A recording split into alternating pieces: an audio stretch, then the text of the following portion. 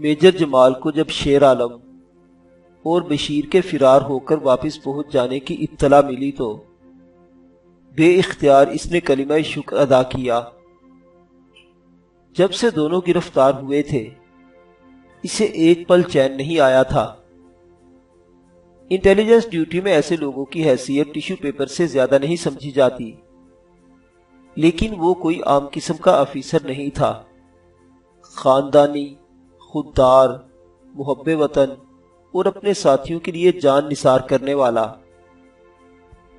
اس نے اپنی زندگی میں ایک ہی باقاعدہ جنگ میں حصہ لیا تھا اور اپنی کمپنی کے کسی شہید کی لاش دشمن کے ہاتھ نہیں لگنے دی تھی۔ یہ تو اس کے دو زندہ ساتھی تھے جنہوں نے ملک و قوم کے لیے جان ہتھیلی پر رکھ کر خدمات انجام دی تھی، جنہوں نے بارودی سرنگوں کے درمیان سے گزر کر بھارتی فوج سے متعلق مطلوبہ معلومات میجر جمال کو پہنچائی تھی۔ میں انہیں خود لینے جاؤں گا، اس نے اپنے جونیئر سے وائرلیس پیغام کے جواب میں کہا۔ 25-30 میل کا فاصلہ میجر جمال نے انتہائی برق رفتاری سے طے کیا تھا۔ اپنے آفس سے اس نے 2 جوانوں کو ساتھ لیا اور رینجرز کے ہیڈ کوارٹر کی طرف روانہ ہو گیا۔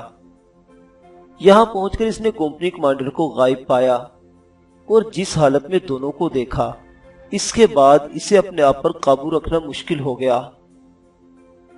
لاک کھولو، اس نے غصے سے گرجتے ہوئے وہاں موجود جوانوں کو حکم دیا۔ سر، ہم کمانڈر صاحب کے حکم کے بغیر۔ Shut up, do it now, اس نے مقامی گارڈ کی بات کاٹ کر اسے ڈانٹ دیا۔ دونوں جوانوں نے میجر صاحب کے اس موڈ کو پہلی مرتبہ دیکھا تھا۔ بے اختیار ان کے ہاتھ اپنی گنوں تک پہنچ گئے۔ گارڈ نے بے بسی سے میجر صاحب کی طرف دیکھا اور لاک کھول دیا۔ میجر جمال دیوانہ وار دونوں سے بغلگیر ہو گیا۔ اس کی آنکھوں میں بے اختیار نمی اتر آئی تھی۔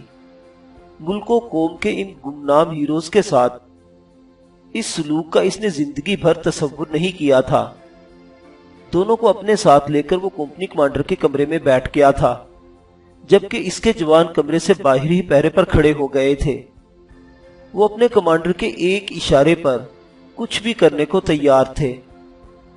دونوں نے میجر جمال کو مختصراً اپنے ساتھ ٹوٹنے والی قیامت کا احوال سنا دیا اور اسے بتایا کہ گیتا نجلی، جس نے ان کے ہاتھوں پر اسلام قبول کیا اور جس کی مدد کے بغیر ان کا فرار ہو کر یہاں تک پہنچنا ناممکن تھا، کمپنی کمانڈر کی نیت اس کے متعلق خراب نظر آتی ہے۔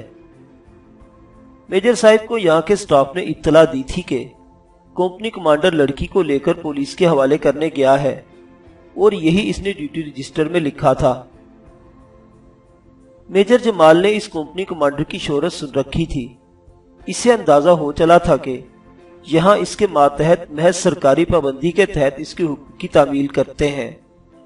کسی ایک کی آنکھوں میں بھی اس کمپنی کمانڈر کے لیے احترام نہیں پایا تھا۔ اس نے مقامی سٹاف کو فوری طور پر دونوں کے لیے یہاں کے میس میں موجود ہر کھانے پینے والی شے فراہم کرنے کا حکم دے کر ڈاکٹر کو دونوں کے طبی معائنے کی ہدایت کر دی اور اب بڑے غصے میں اس کی واپسی کا منتظر تھا۔ کمپنی کمانڈر برکت کو اپنے ساتھیوں کی طرف سے کوئی فکر نہیں تھی۔ وہ جانتا تھا کہ اس کے ماتحت اس سے نفرت کرتے ہیں، لیکن اس کا کچھ نہیں بگاڑ سکتے، کیونکہ رولز اینڈ ریگولیشن سے جکڑے ان محب وطن سپاہیوں کو افسر کی اطاعت کا حکم دیا جاتا تھا۔ یہ جاننے کی اجازت نہیں تھی کہ اس حکم کا پس منظر یا پیش منظر کیا ہے۔ اسے لڑکی کے ہاتھ سے نکل جانے کا بھی غم نہ ہوتا، کیونکہ مکھو اور اس جیسے بہت سے درندے اس کے لیے ایک رات میں کسی بھی لڑکی کا شکار کھیل سکتے تھے۔ لیکن گیتا نجلی میں کوئی خاص بات ضرور تھی، کوئی ایسی بات جس نے اس کے خون کی حدت بڑھا دی تھی۔ اس نے تصور میں نہ جانے گیتا نجلی کے ساتھ کن کن ہوس رانیوں کے خواب دیکھے تھے، اور اس کے ہاتھ سے یوں نکل گئی جیسے مٹھی سے ریت نکل جائے۔ اتنی کمزور عورت اسے دھوکہ دے گئی، یہ احساس اس کے لیے بہت تکلیف دہ تھا۔ اب تو اس کی ایک ہی خواہش تھی کہ کسی طرح گیتا نجلی دوبارہ اس کے ہتھے چڑھ جائے اور وہ گن گن کر اس سے بدلہ لے سکے۔ کمپنی کوارٹر تک پہنچتے پہنچتے اس نے خود کو خاصا سنبھال لیا تھا۔ اپنے آفس کا دروازہ کھولنے سے پہلے اسے یہاں کی صورتحال کا اندازہ ہو گیا تھا اور وہ ذہنی طور پر آنے والے کسی بھی طوفان کا مقابلہ کرنے کے لیے تیار تھا۔ میجر جمال کو وہاں دیکھ کر اس نے دونوں پاؤں جوڑ کر ایڑیاں بجاتے ہوئے اسے سلوٹ کیا اور مؤدب ہو کر کھڑا ہو گیا۔ انسپکٹر صاحب، آپ کو اس بات کا علم تھا کہ یہ لوگ کون ہیں؟ میجر جمال نے لگی لپٹی رکھے بغیر بات کی۔ جی نہیں، کمپنی کمانڈر صاف مکر گیا۔ کیا مطلب ہے تمہارا؟ ہم نے تمہیں… شیر عالم نے غصے میں کچھ کہنا چاہا۔ تم چپ رہو عالمے، میں جو بات کر رہا ہوں۔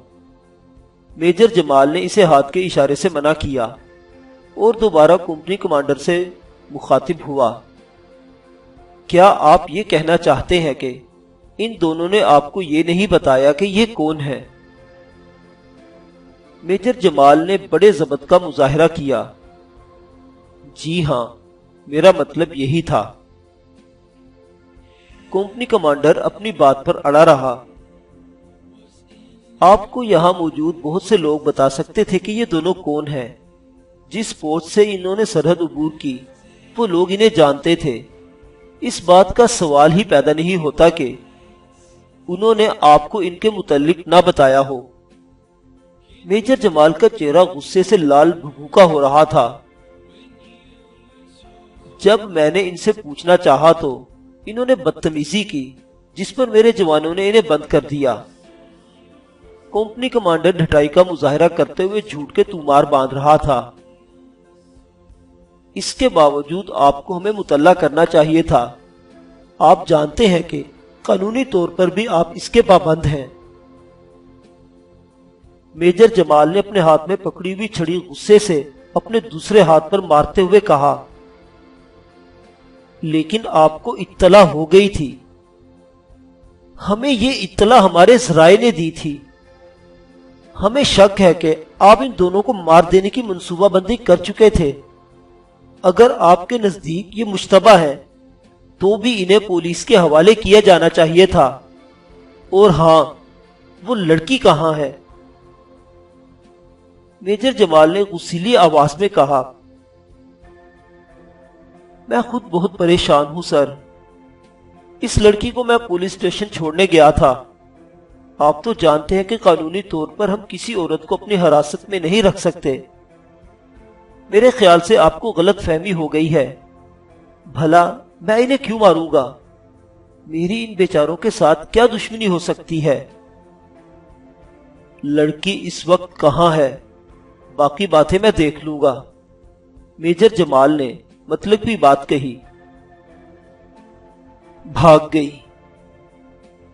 میں یہی تو عرض کرنے لگا ہوں کہ اس نے شاہ والی کے نزدیک پیشاب کا بہانہ کیا اور کھیتوں میں گھس کر اندر ہی اندر نہ جانے کہاں غائب ہو گئی۔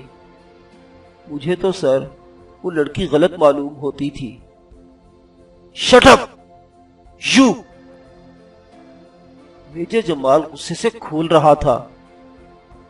یہ بکواس کرتا ہے، اس نے خود اسے غائب کر دیا ہے۔ شیر عالم نے غصے سے بے قابو ہوتے ہوئے کہا۔ اس نے… بشیر سے غصے کے مارے کوئی ڈھنگ کا لفظ بھی نہیں نکل پا رہا تھا۔ دیکھو انسپکٹر، آج سے پہلے تمہارا واسطہ نہ جانے کن لوگوں سے رہا ہے۔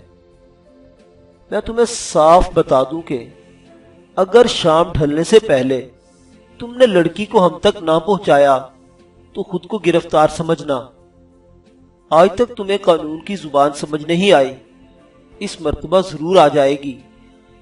میں انہیں لے جا رہا ہوں۔ مجھے آج شام تک بہر صورت لڑکی چاہیے۔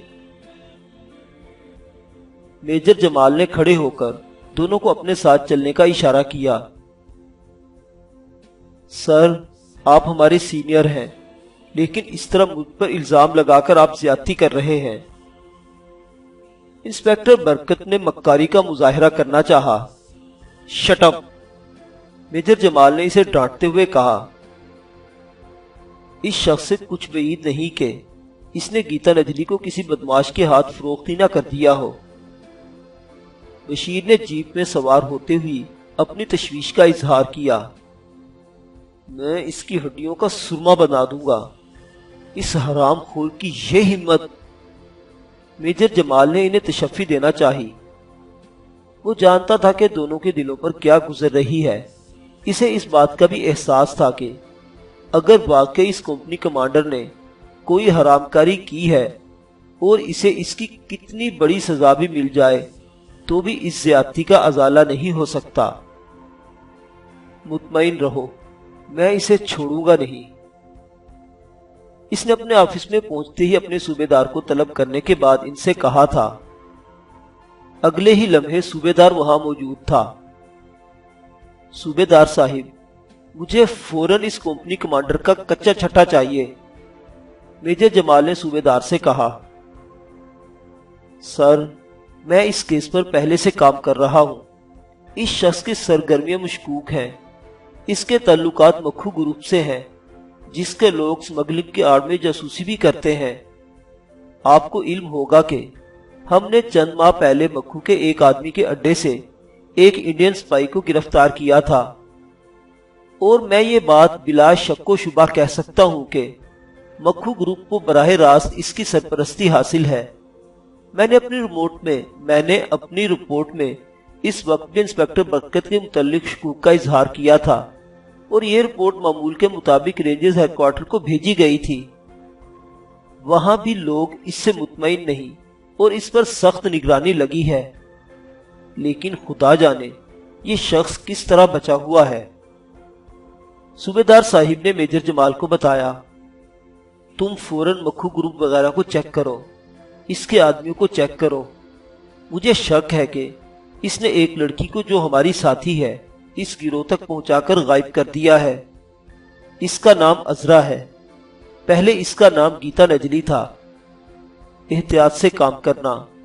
ابھی تک وہ لوگ اگر لڑکی ان کے قبضے میں ہے تو اسے یہاں سے باہر نہیں نکال سکے ہوں گے۔ تمام راستے بند کر دو۔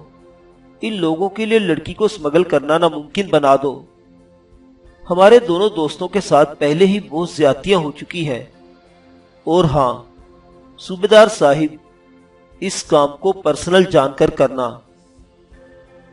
میجر جمال بہت سنجیدہ تھا۔ All right sir. صوبیدار احترام دے کر باہر چلا گیا۔ تم آرام کرو، میں خود اس آپریشن کی نگرانی کرتا ہوں۔ اس حرام خور کو چھوڑوں گا نہیں۔ اس نے اپنے دوسرے ماتحت کو بلا کر دونوں کے آرام کی ہدایت دی اور تیزی سے باہر نکل گیا۔ گیتا نجلی نے صبح سے لے کر اب تک پے در پہ جن حادثات کا سامنا کیا تھا، اس کے بعد تو اسے وہ ذہنی طور پر خود کو مفلوج محسوس کرنے لگی تھی۔ اس نے سوامی مہاراج کے آشرم میں بڑے بڑے بدماش اور سمگلر دیکھے تھے۔ وہ ان لوگوں کے کئی کام اور راز جانتی تھی، لیکن آج تک ایسا نہیں ہوا تھا کہ اسے اس نوعیت کی منافقت کا سامنا کرنا پڑا ہو۔ سوامی مہاراج کے آشرم میں کسی کو اس کی عزت کی طرف میلی آنکھ سے دیکھنے کی بھی ہمت نہیں ہوتی تھی۔ اس کی کتنے عرصے سے خواہش تھی کہ اپنی اصلیت کی طرف واپس لوٹ جائے اور اپنی زندگی کو اسی طرح دوبارہ شروع کرے جس طرح اس کے والد نے اس کا آغاز کیا تھا۔ یہ اس کی دلی دعاؤں کا نتیجہ تھا کہ اسے شیر عالم اور بشیر جیسے پاکستانی ملے تھے۔ اسے رہ رہ کر وہ نوجوان یاد آ رہے تھے جن سے اس زمین پر پاؤں رکھنے کے بعد اس کا واسطہ پڑا تھا۔ رات کے اندھیروں میں بھی ان کے چہرے حرارت ایمانی سے روشن تھے۔ اس نے ان سب کی آنکھوں میں اپنے لیے احترام کے جذبات موجزن دیکھے تھے، اور وہ رینجرز کا بوڑھا حوالدار، اس نے تو اس کے ساتھ بالکل بیٹیوں جیسا برتاؤ کیا تھا۔ اسے یاد آ گیا کہ صبح جب وہ انہیں جیپ پر چھوڑنے کمپنی ہیڈ کوارٹر آ رہا تھا تو اس نے بڑی محبت اور احترام کے ملے جلے جذبات سے ایک گرم چادر اسے دی تھی اور کہا تھا کہ ایک پاکستانی محافظ اپنی قوم کی بیٹی کے سر پر سب سے پہلے چادر ہی رکھا کرتا ہے۔ لیکن یہ بھیڑیا ان میں کہاں سے آ گھسا؟ سوامی کے آشرم میں رہنے سے اسے انسانی بدخصلتی کا ادراک ہو گیا تھا۔ وہ مرد کے دل کا حال اس کے چہرے سے پڑھنے پر قدرت رکھتی تھی۔ جس لمحے ان تینوں کا سامنا اس کمپنی کمانڈر سے ہوا، اسے تو تبھی سے احساس ہو گیا تھا کہ یہ سوامی کی قبیل کا کوئی آدمی ہے۔ شیطان دوست انسان نما درندے کسی بھی مذہب اور ملت کا لبادہ اوڑھ سکتے ہیں، ان کا کوئی مذہب اور قوم نہیں ہوتی، اور یہ سب ایک ہی قوم کا بھی حصہ ہوتے ہیں۔ اب یہ بھی بھیڑیا اسے کہاں لے جا رہا ہے؟ اس سوال نے اس کی بے کلی میں اضافہ کر دیا تھا۔ برکت کے جیپ سے اترنے کے بعد اس نے ڈرتے ڈرتے باہر نظریں دوڑائی۔ دور دور تک وسیع و عریض کھیتوں کا سلسلہ پھیلتا چلا گیا تھا۔ اس نے ایک لمحے کے لیے آنے والا وقت کا تصور کیا اور لرز کر رہ گئی۔ کیا اس نے ساری زندگی اسی روزے بد کے لیے کانٹوں کی سیج پر گزاری تھی؟ نہیں، وہ اپنی آبرو کا اس طرح خون نہیں ہونے دے گی، اس نے سوچا، اور دوسرے ہی لمحے وہ ایک بدلی ہوئی عورت تھی، اپنی عصمت کی حفاظت کے لیے اپنی جان سے گزر جانے والی عورت۔ اس نے سوچا وہ مر جائے گی، لیکن اس شیطان کا ارادہ پورا نہیں ہونے دے گی۔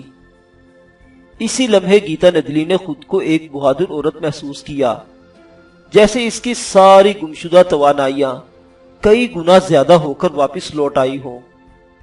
اس نے دروازہ کھولا اور باہر نکل آئی۔ بوڑھے حوالدار کی چادر ابھی تک اس کے کندھے پر موجود تھی۔ اس نے مضبوطی سے چادر کو اپنے جسم کے گرد لپیٹ لیا۔ کچھ سوچ کر اس نے جیپ کا ڈیش بورڈ کھولا، جہاں کاغذات کے ساتھ ایک بٹوا بھی پڑا تھا۔ گیتا نجلی نے اسے کھولا اور اس میں موجود کچھ کرنسی نکال کر مٹھی میں تھامے، باقی بٹوا اپنی جگہ رکھ کر اندازے سے اس طرف چلنے لگی جس طرف سے جیپ ادھر آئی تھی۔ دور دور تک کوئی ذی نفس دکھائی نہیں دے رہا تھا۔ برق رفتاری سے قدم دھرتی وہ بالآخر اس پکے راستے تک پہنچنے میں کامیاب ہو گئی، جہاں اسے اکا دکا لوگ آتے جاتے دکھائی دے رہے تھے۔